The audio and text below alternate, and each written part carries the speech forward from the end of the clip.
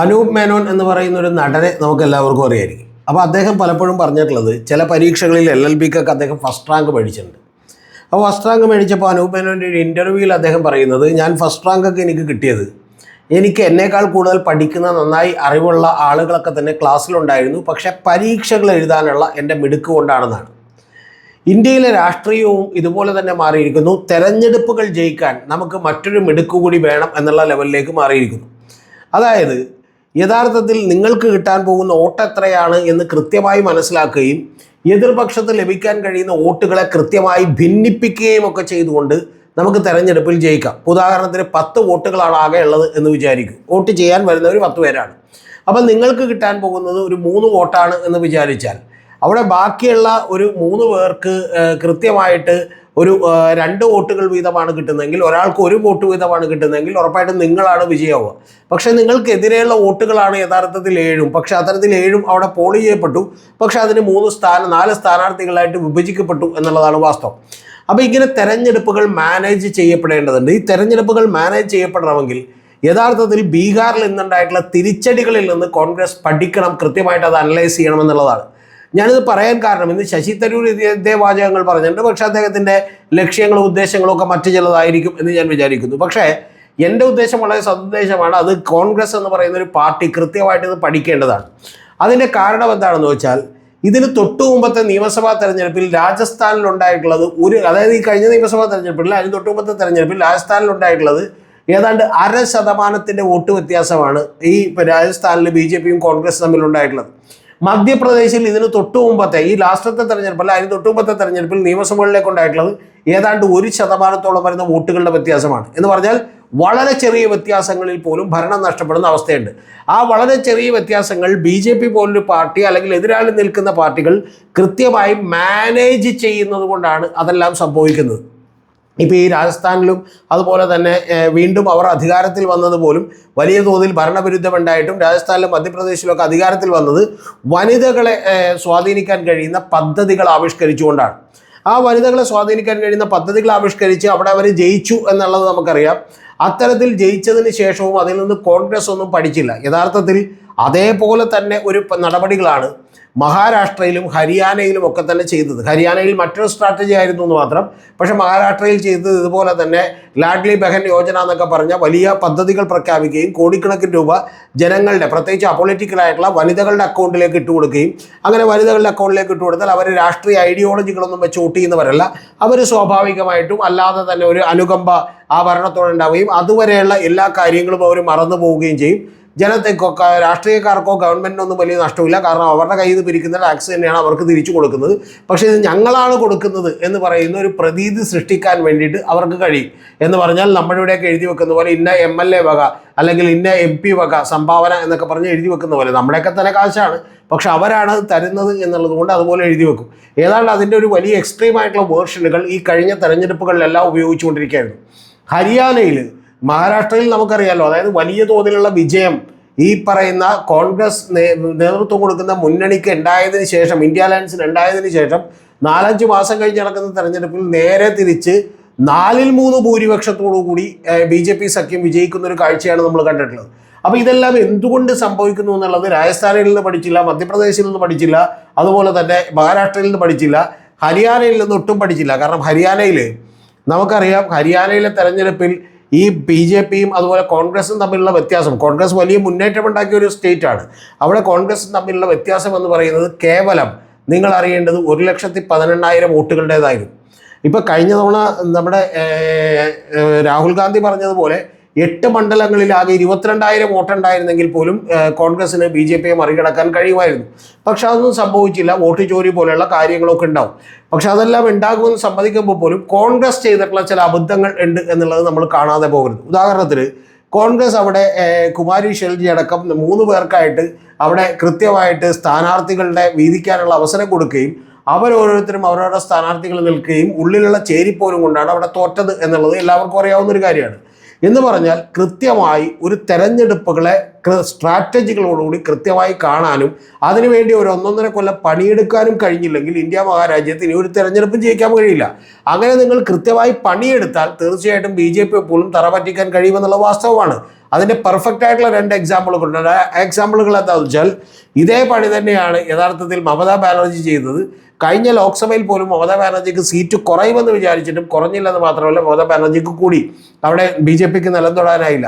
മുഖ്യ പ്രതിപക്ഷ പാർട്ടിയായി മാറിയെങ്കിലും നമുക്കറിയാം തൊട്ടടുത്ത് DMK, ആ DMK എന്ന് പറയുന്ന തമിഴ്നാട്ടിലെ പാർട്ടിയും ഇതുപോലെ തന്നെ അവരെ കൃത്യമായി നേരിട്ടു. ഈ 2 സ്ഥലത്തും പൊളിറ്റിക്കൽ സ്ട്രാറ്റജിസ്റ്റ് ആയിട്ടുള്ള വെൽ നോൺ ആയിട്ടുള്ള പ്രശാന്ത് കിഷോർ ഇവർക്ക് 2 പേർക്ക് വേണ്ടി ഏതാണ്ട് 1.5 കൊല്ലം കൽക്കട്ടയിലൊക്കെ താമസിച്ച് തന്നെ അദ്ദേഹം പണിയെടുത്തിരുന്നു എന്നുള്ളതും ഐപാക് എന്ന് പറയുന്ന വലിയ സ്ഥാപനം പണിയെടുത്തിരുന്നു എന്നുള്ളതും ഒക്കെ നിങ്ങൾ അറിയണം.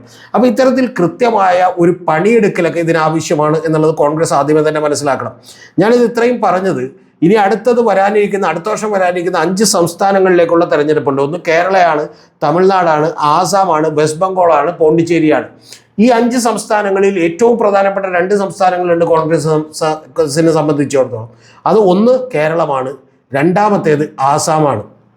കേരളത്തിൽ കഴിഞ്ഞ നിയമസഭയിൽ നമുക്ക് കോൺഗ്രസിനും UDFനും കിട്ടിയത് 38.81% വോട്ടാണെന്ന് നമുക്കറിയാം. പക്ഷേ കഴിഞ്ഞ ലോക്സഭയിലേക്ക് UDFന് കിട്ടിയത് 45.24% വരുന്ന വോട്ടാണ്. അപ്പോൾ അത്തരത്തിൽ വലിയ വർധനവ് യഥാർത്ഥത്തിൽ ഈ പറയുന്ന കഴിഞ്ഞ നിയമസഭയുമായിട്ട് കമ്പയർ ചെയ്താൽ ലോക്സഭയിലേക്ക് ഉണ്ടായിട്ടുണ്ട്.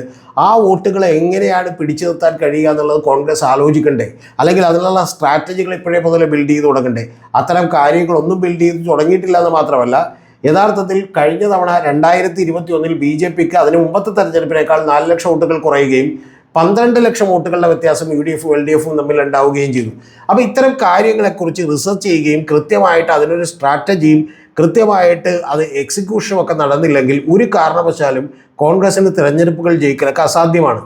നിങ്ങൾ അറിയേണ്ടത് ആസാമിലേക്ക് വന്നാൽ ഏതാണ്ട് ഇതുപോലെ തന്നെയാണ്. കഴിഞ്ഞ തവണ ആസാമിൽ ലോക്സഭയിലേക്ക് അവർ നേടിയത് 37.89% വരുന്ന വോട്ടുകളാണ്. അപ്പോൾ അതിന് മുമ്പത്തെ തവണ അതായത് നിയമസഭയിലേക്ക് അവർ നേടിയത് 29 സീറ്റുകളും കേവലം 29.7% വരുന്ന വോട്ടുകളാണ്. അപ്പോൾ ഏതാണ്ട് ഒരു 8% വരുന്ന വോട്ടുകൾ അവിടെയും ലോക്സഭയിൽ വർദ്ധിപ്പിക്കാൻ അവർക്ക് കഴിഞ്ഞു. അപ്പോൾ അത്തരത്തിൽ ഒരു മൈക്രോ ലെവൽ പ്ലാനിങ് ഈ സംസ്ഥാനങ്ങളിലേക്ക് കോൺഗ്രസ് നടത്തുന്നുണ്ടോ എന്നുള്ളത് ആലോചിക്കണം. ഒന്ന്. രണ്ടാമത്തത്, കോൺഗ്രസ് അധികാരത്തിലില്ലാത്ത സംസ്ഥാനങ്ങളിൽ ഈ ഫ്രീബീസിൻ്റെ പ്രഖ്യാപനങ്ങളും അതുപോലെ ക്യാഷ് കൊടുത്തുകൊണ്ട് ആൻറ്റി ഇൻകുംബൻസിയെ മറികടക്കുന്നതിനും എന്താണ് പകരം ചെയ്യാൻ കഴിയുക എന്നുള്ളത് ആലോചിക്കണ്ടേ. അത്തരത്തിൽ ആലോചിക്കേണ്ട വളരെ ആവശ്യമുണ്ട്. കാരണം ഇപ്പോൾ പ്രശസ്തയായിട്ടുള്ള ഒരു ജേർണലിസ്റ്റ്, ഞാൻ നേരത്തെ അതിൻ്റെ ഡീറ്റെയിൽസ് ഒക്കെ പറഞ്ഞിട്ടുള്ളതാണ്, അവർ ഒരു പുസ്തകം എഴുതിയിട്ടുണ്ട്, what woman voters want in India എന്ന് പറഞ്ഞിട്ട്. അതായത് ഇന്ത്യയിലെ വുമൺ വോട്ടേഴ്സിന് എന്താണ് ആവശ്യമുള്ളത് എന്ന് ചോദിച്ചുകൊണ്ട് അതിൽ അവർ പറയുന്ന ഏറ്റവും പ്രധാനപ്പെട്ട കാര്യം 52% വരുന്ന വുമൺ വോട്ട് 52 അതായത് 1952 വളരെ ആണുങ്ങളെ അപേക്ഷിച്ച് വളരെ കുറച്ച് സ്ത്രീകൾ മാത്രമേ ഇന്ത്യയിൽ വോട്ട് ചെയ്തിരുന്നുള്ളൂവെങ്കിൽ ഇപ്പോൾ യഥാർത്ഥത്തിൽ സ്ത്രീകൾ വോട്ട് ചെയ്യുന്നവരുടെ നമ്പർ വളരെ വളരെ കൂടുതലാണ്. ഈ ബീഹാറിൽ പോലും ഇപ്പോൾ ഈ കഴിഞ്ഞ തവണ നടന്നിട്ടുള്ള തെരഞ്ഞെടുപ്പിൽ ബീഹാറിൽ പോലും നിങ്ങൾ അറിയേണ്ടത് ആകെ വോട്ട് ചെയ്തവർ എന്ന് പറയുന്നത് സ്ത്രീകളുടെ കാര്യത്തിൽ അതായത് പുരുഷന്മാരുടെ കാര്യത്തിൽ അത് 2.51 കോടിയാണ്. അതേസമയം 2.51 കോടിയാണ് സ്ത്രീകൾ വോട്ട് ചെയ്തതെങ്കിൽ പുരുഷന്മാരുടെ കാര്യത്തിൽ അത് 2.47 ആണ്. എന്ന് പറഞ്ഞാൽ 4,34,000 സ്ത്രീകൾ കൂടുതലായിട്ട് വോട്ട് ചെയ്തു. ഇനി സ്ത്രീകൾ കൂടുതലായിട്ട് വോട്ട് ചെയ്തു എന്ന് പറയുമ്പോൾ തന്നെ അതിനകത്ത് വലിയൊരു അത്ഭുതമുണ്ട്. കാരണം യഥാർത്ഥത്തിൽ അവിടെയുള്ള പുരുഷ വോട്ടർമാർ എത്രയാണെന്ന് നിങ്ങൾക്കറിയോ? പുരുഷ വോട്ടർമാർ 3,93,00,000. അതേസമയം സ്ത്രീ വോട്ടർമാർ എന്ന് പറയുന്നത് 3,51,00,000. ഏതാണ്ട് 40-42 ലക്ഷത്തോളം ആളുകൾ പുരുഷന്മാർ കൂടുതലുള്ളപ്പോഴും യഥാർത്ഥത്തിൽ സ്ത്രീ വോട്ടർമാർ ഇത്തവണ 4.34 ലക്ഷമാണ്. എന്ന് പറഞ്ഞാൽ 4,34,000 വോട്ടുകളാണ്. കൃത്യമായി പറഞ്ഞാൽ 8.7% പുരുഷന്മാരെക്കാൾ കൂടുതലാണ് വോട്ട് ചെയ്തേക്കുന്നത്. അപ്പോൾ അവരെ സംബന്ധിച്ചോളമുള്ള പ്രത്യേകത എന്താ? അവർ വളരെ അപ്പൊളിറ്റിക്കലായിട്ടുള്ള ഒരു സൊസൈറ്റി, അതായത് പുതിയ വോട്ടേഴ്സ്, ഈ ടീനേജേഴ്സ് ആയവർ, അവർ അപ്പൊളിറ്റിക്കലാണ്. കൂടാതെ ഈ വനിതകളൊക്കെ തന്നെ ഒരു രാഷ്ട്രീയ ഐഡിയോളജിയുടെ പുറത്ത് വോട്ട് ചെയ്യുന്നില്ല എന്നാണ് വെപ്പ്. അപ്പോൾ അതുകൊണ്ട് തന്നെ അത്തരത്തിലുള്ള ന്യൂസുകൾ അധികം കാണാത്ത, നമ്മളിപ്പോൾ യൂട്യൂബ് ചാനലുകളോ ഏത് ചാനലുകൾ എടുത്തു നോക്കിയാലും നിങ്ങൾ അനലറ്റിക്സ് എടുത്തു നോക്കിയാൽ വനിതകൾ കാണുന്നതിൻ്റെ നമ്പർ വളരെ കുറവാണ്. അപ്പോൾ അത്തരത്തിൽ അങ്ങനെ കാണാത്ത, വളരെ കൃത്യമായി അവരുടെ കുടുംബവും അവരുടെ ജീവിത സാഹചര്യങ്ങളും മാത്രം അറിയുന്ന, അവരുടെ വീടുകളിലേക്ക് കൃത്യമായി പണം കൊടുത്താൽ അത് വോട്ടായി മാറുമെന്ന് തിരിച്ചറിയുന്ന കൃത്യമായിട്ടുള്ള സ്ട്രാറ്റജികൾ ഈ ഭരിക്കുന്ന പാർട്ടികളെല്ലാം ബിൽഡ് ചെയ്തുകൊണ്ടേയിരിക്കുന്നു.